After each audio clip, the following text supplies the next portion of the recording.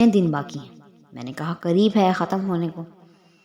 کہنے لگا کہ 4 دن باقی ہیں، اگر مہینے کے ختم تک میرا قرضہ ادا نہ کیا تو میں تجھے اپنا غلام بنا لوں گا اور اسی طرح بکریاں چراتا کیا پھرے آپ گا نے ہمارا جیسا کہ چینل پہلے سبسکرائب کر لیا؟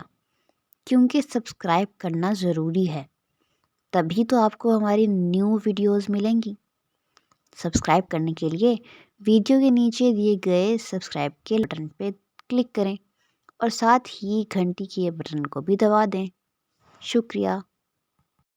اللہم صلی علی محمد وعلی آل محمد کما صلیت علی ابراہیم وعلی آل ابراہیم انک حمید مجید۔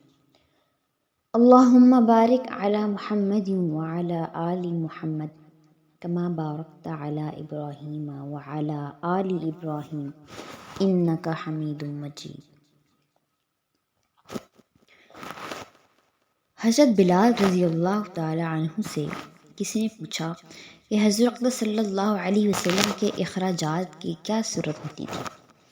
حضرت بلال رضی اللہ تعالی عنہ نے فرمایا، حضور صلی اللہ علیہ وسلم کے پاس کچھ جمع تو رہتا ہی نہیں تھا، یہ خدمت میرے سپرد تھی، جس کی صورت یہ تھی کہ جب کوئی مسلمان بھوکا آتا تو حضور اقدس صلی اللہ علیہ وسلم مجھے ارشاد فرما دیتے، میں کہیں سے قرض لے کر اس کو کھانا کھلا دیتا۔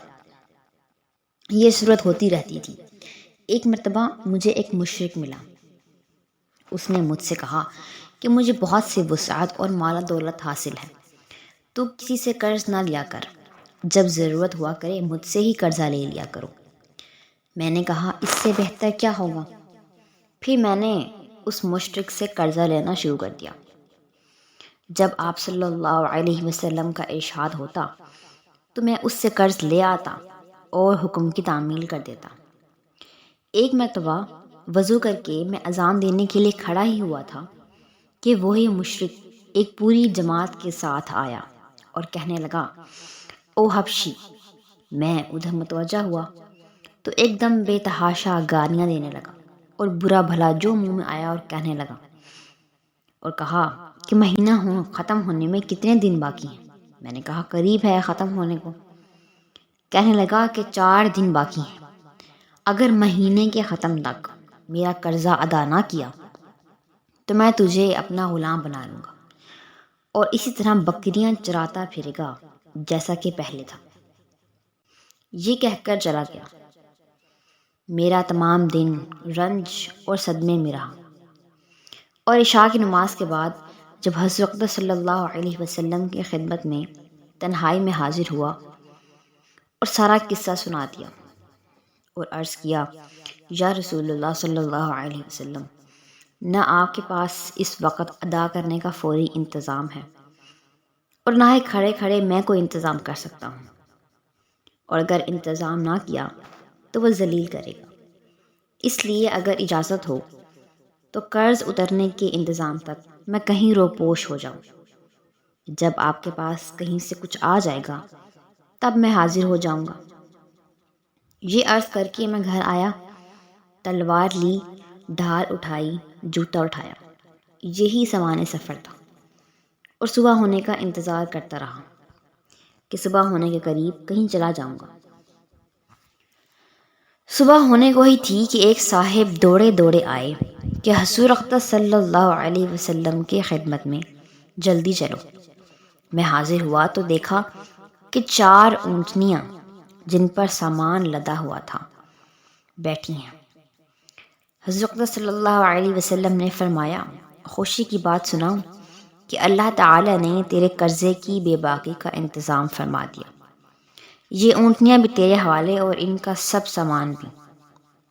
فدق کے رئیس نے یہ نذرانہ مجھے بھیجا ہے۔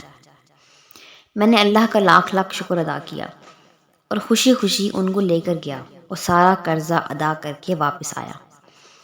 حضرت صلی اللہ علیہ وسلم اتنے میں مسجد میں انتظار فرما رہے تھے۔ میں نے واپس آ کر عرض کیا کہ حضور صلی اللہ علیہ وسلم، اللہ کا شکر ہے کہ اللہ تعالیٰ نے سارے قرضے سے آپ کو سبکدوش کر دیا اور اب کوئی چیز بھی قرضے کی باقی نہیں رہی۔ حضور صلی اللہ علیہ وسلم نے دریافت فرمایا کہ سامان سے بھی کچھ باقی ہے؟ میں نے عرض کیا کہ جی ہاں، ابھی کچھ باقی ہے۔ حضور صلی اللہ علیہ وسلم نے فرمایا کہ اسے بھی تقسیم کر دو تاکہ مجھے راحت ہو جائے۔ میں بھی اس وقت تک گھر نہیں جاؤں گا جب تک یہ تقسیم نہ ہو جائے۔ تمام دن گزر جانے کے بعد عشاء کی نماز سے فارغ ہونے پر آپ صلی اللہ علیہ وسلم نے دریافت فرمایا کہ وہ بچا ہوا مال تقسیم ہو گیا یا نہیں؟ میں نے عرض کیا کہ کچھ موجود ہے، ضرورت مند ہی نہیں آئے۔ تو حضور صلی اللہ علیہ وسلم نے مسجد میں ہی آرام فرمایا۔ دوسرے دن عشاء کے بعد پھر عرض کیا کہ حضور صلی اللہ علیہ وسلم نے فرمایا کہ ابھی بھی کچھ سامان باقی ہے۔ میں نے عرض کیا کہ اللہ تعالیٰ نے آپ کو راحت عطا فرمائی، وہ سب کچھ نمٹ گیا۔ حضور صلی اللہ علیہ وسلم نے اللہ تعالیٰ کی حمد و ثنا بیان فرمائی۔ حضور صلی اللہ علیہ وسلم کو یہ ڈر ہوا کہ خدا نہ خواستہ موت آ جائے اور کچھ حصہ مال کا آپ صلی اللہ علیہ وسلم کی ملک میں رہے۔ اس کے بعد گھر میں تشریف لے گئے۔ اللہ والوں کی یہ بھی خواہش رہتی ہے کہ ان کی ملکیت میں مال کچھ نہ رہے۔ پھر حضرت صلی اللہ علیہ وسلم کا تو کیا ہی پوچھنا، جو سارے نبیوں کے سردار اور سارے اولیاء کے سرتاج ہیں۔ حضور کو اس کی خواہش کیوں نہ ہوتی کہ میں دنیا سے بالکل فارغ ہو جاؤں۔ سبحان اللہ۔ اللہ تعالی ہمیں دین کی صحیح سمجھ عطا فرمائے اور آپ صلی اللہ علیہ وسلم کے نقش قدم پر چلنے کی توفیق عطا فرمائے۔ وصلی اللہ علی حبیبہ سیدنا محمد و آلہ وسلم۔